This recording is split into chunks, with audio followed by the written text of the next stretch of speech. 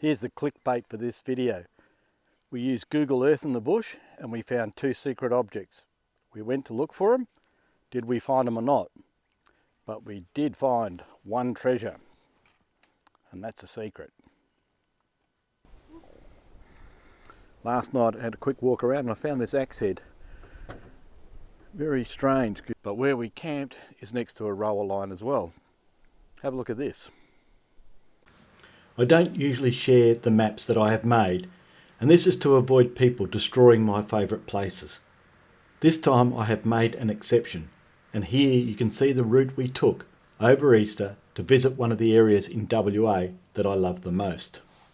We had no real plan for this trip, but we were fortunate to discover more camps that we had previously missed. Sadly, a little dog Spider died prior to this trip. He almost made it to his 15th birthday, and he was a fellow traveller right up to the end. I remember how he would walk the bush with me a pace behind, but on the way back to camp he would always run ahead and check regularly that I was still following. We miss you, Spider. It's the Easter long weekend and Steve and I have headed out towards the Woodlines. It was a long drive yesterday and we found a campsite that we haven't used before, so we're going to go and explore it after last night's rain that was continuous.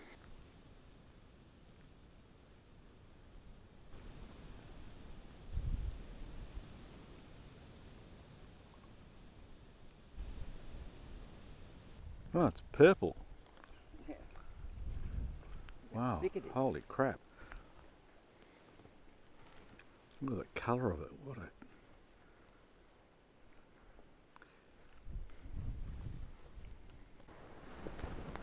Three files on the ground.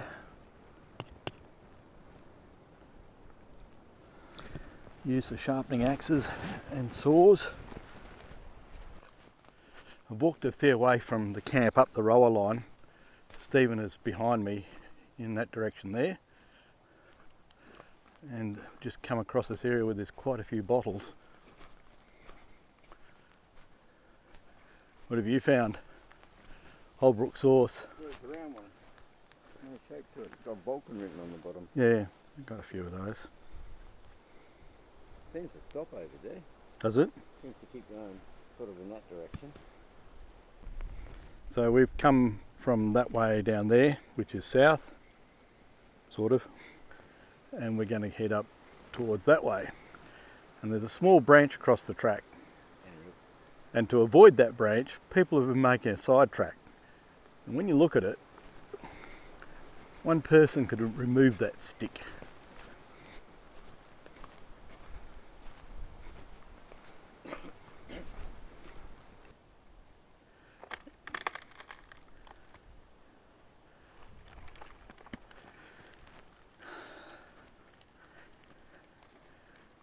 Now, the track is open. And the skiddy one has moved it all by himself. Starlink really has made a difference for when we're out in the bush. I don't need to rely on memory, as I can quickly access the internet to do some more research and make an up-to-date or up-to-the-minute plan. We break camp and head off. I don't usually plan a place to stop, but an old woodline camp gives us something to explore in the morning. These 2 vehicles are arguably the best in the bush. While we may have cleared one small tree and made light of it, the smile was quickly on the other side of our faces. Should be a bit clearer for you now. Roger.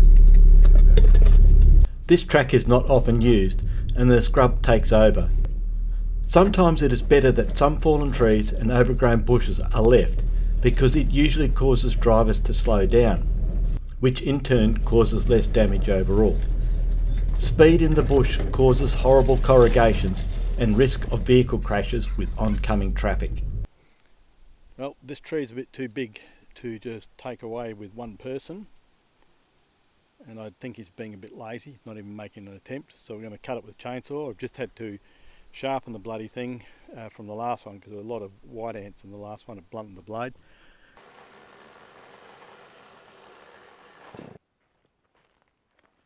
Which saw do I prefer to use? This one, every time.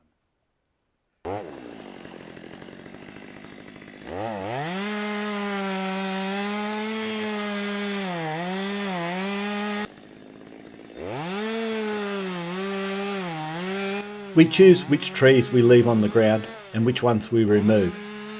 Trees where no side track has been made are usually cleared, as are the trees where the side track is relatively new or difficult to negotiate. When we remove a tree from the track, we use the chainsaw to cut the wood into manageable pieces, and we remove as much as possible from the track to allow all vehicles to get through. We've only done about 7 or 8 k's this morning, and it's now nearly midday, so we've been on the road for nearly 3.5, 4 hours, cleared quite a few trees, and we've just stopped at another pile of bottles and other debris. This is not a camp I've got marked, but it is an area where there's a track that goes that way, and somewhere around here is a rower line that goes down to where we camped this morning. So the rower line comes around here like that, and the dirt track that we've been on is this one here, and we've sort of got to this point here, so we've come to an intersection because this is a railway track that goes this way. There's a camp there, we found a camp there, and we found a little camp there, or maybe extended camp, so possibly another one there, and there was a camp where we were this morning. There must have been a big shed here, big lock on it. Yeah, it's a door lock from a house, just a normal house. Yeah. So, one of the best things I've ever bought is this Starlink. We're able to check quite quickly on Google Earth where we are, as you've just seen, and we were looking for what was potentially a campsite. Can't find any evidence of a campsite there, and this track doesn't look like it was an old railway line from those the photos on Google Earth. Anyway, we're going to have lunch now, and we're going to decide what we'll do after that. Got the track down through that way, we believe. See the line of trees. Surely does. We cheated. We used Google Earth and Captain Starlink, and we actually can see the rower line that goes that way. Going to have a bit of a gander and look at it, but first Steve spotted a benchmark.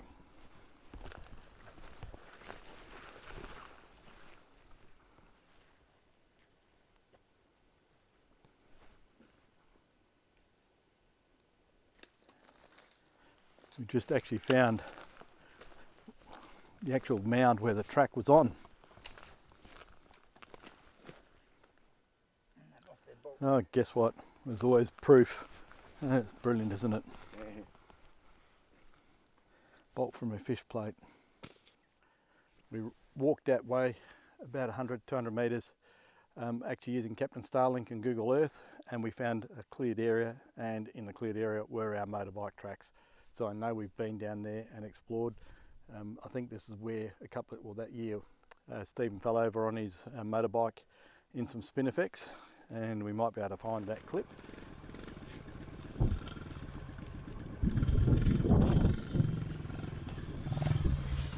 Let's not do that again.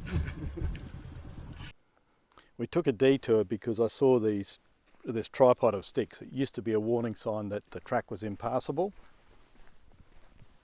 So we're going to walk up and just check out how bad it really is. Yep, I wouldn't drive through that without checking it. Yeah, this guy's lost his old tyre. Yeah. Okay, there must be something in there for that to happen. Rock or a tree root or something. Sudden jump.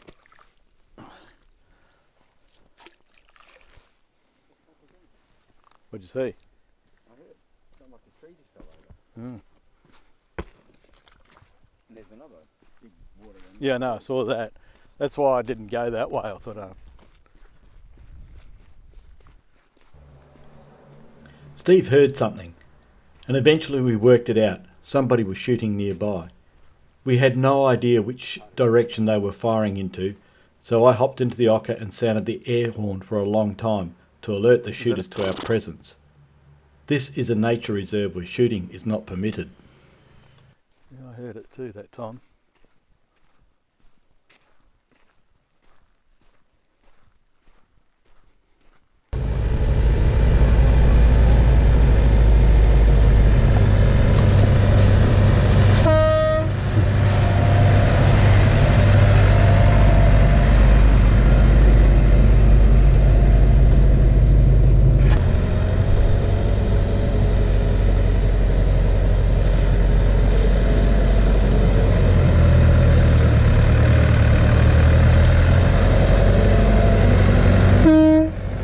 sucker. We've just pulled up on the Burrow Rock to a Cave Hill Woodline track and stopped to have a look at an old yard. Some very old fence posts slowly rotting away in the bush. This track has been a little bit slow going. There's a lot of mud holes full of water and the mud is absolutely putrid. And here is an old water wagon made out of wood. When the water was inside, it helped expand it and seal it properly, slowly deteriorating over the years. You can see the filler vent inside there. This is our second campsite where we would spend a couple of days. Little did we know that tomorrow was to bring some dramas. This is our camp on the Woodlines. We're just getting ready to start a little adventure, but I've got something to show you first. It really doesn't look like a whole lot, but after you've been doing it for a few years, you get to be able to read the ground. Right here is the formation of where the railway line used to be, and this is a slight mound where they formed the dirt up around to put the sleepers on, and it's still here after nearly 100 years. Remarkable. Alright, we've had a bit of a problem with Stephen's motorbike. On the way down here it tipped over, and when we got here we couldn't start it. It was locked up, compression locked up, and we found that the cylinder was full of, looked like fuel. We eventually cleaned that out and got it going. It was spraying dirty mixture of oil and petrol out the air filter, and it looks like while it was tipped over, what was left in the fuel tank has drained into the crankcase and filled it up. So we've just drained that out. Going to refill the crankcase with oil and see if we can make it go. Otherwise, he's going to be walking. With Starlink, we've been able to use Google Earth and identify very accurately where we are in relation to railway lines. And we camped last night in particular where we were looking for a section of track. Last night I did a bit of checking around on Google Earth and we found a really odd shape in the bush. So we're going to go out and have a look at that today and see whether we can find it. It's about 3.5 k's away through the scrub. That'll probably take us up to lunchtime to get there.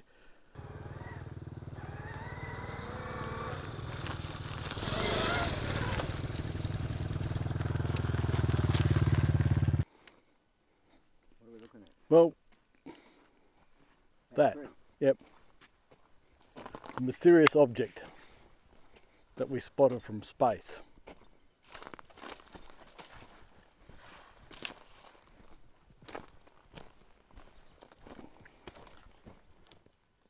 Is this tree? Been riding around the bush since about midday. We found the railway line, we found the secret object in the bush, which disappointing enough was just a piece of wood, a big piece of wood. The second one was also a piece of wood. We've cruised along to find another intersection of this railway line and the Burrow Rock Road, and I've come across this friendly little creature. Here's the friendly little creature.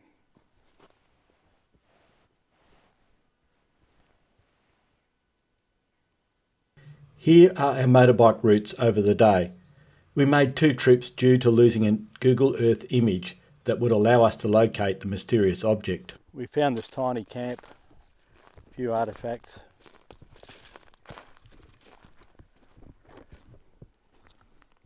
Not a whole lot though.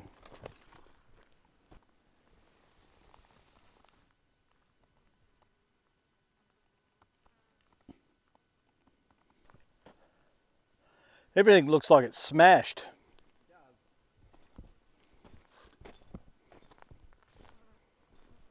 How far up that way did you go?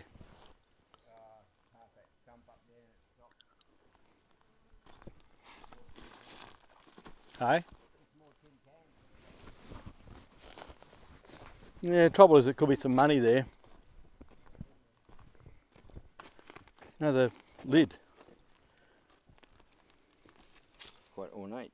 Mm. Found a broken one of those. And somebody had a pot. Oh, yeah. Oh, that was a pie bird. Or out of a water jug, sorry. Oh, okay. And these often get broken when they break the lid Oh. to get the ink out. It still is. Yeah, if the handle was there, there must have been a pot somewhere. That'd make a nice shield, wouldn't it? It would, if it was complete. No, I'll even like that. I reckon it'd make a nice shield. Against what? A wall. Well, you take it if you want. No, I don't want to take it. I was just sort of thinking of Stacey. Oh. We left it here for you, Stacey. Come back next time. Don't worry about the whales.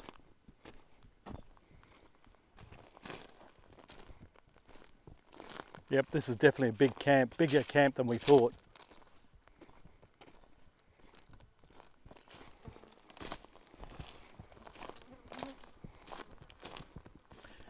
Without our electronic beeper going, it's sometimes very hard to find where these motorbikes are once we've walked away from them in this bush. You're all going to be fucking pissed. You didn't come this way. Did you find some money? Yeah. Yeah, look at that. It's florin, I guess. Looks like 20 cents. Oh, crikey. What year is 2 it? shillings, 1922. Wow. That one's rare. Mine. All right, we're just leaving this camp and we've come across the horse yards, not very big ones. The camp was a lot bigger than we expected. We've walked around for quite a bit. And in the horse yards, I found this secret object. It's actually part of the horse's harness. Goes around his back or neck. Not sure which, but well, it does that. Oops, sorry. Last night we had a quick check of Google Earth before the dark, and we discovered that we'd actually camped near a woodline camp. So we're going to go and check that out this morning. Just where Stephen is heading to is where the rower line is, and there is a dirt crossing made for the drays so they can get across the railway tracks. This sticks out a bit more obviously on Google Earth as a square shape that remains after the woodliners are finished. And the other thing that is a bit of a giveaway are these little plants that always seem to grow where a horse yard has been. Probably something from the feed. And here's a piece of old rower line. Oops, a few ants living under that one. So this section of track is worth exploring, but we've got no time this trip. So this is an opportunity for another day to come out here and ride these tracks.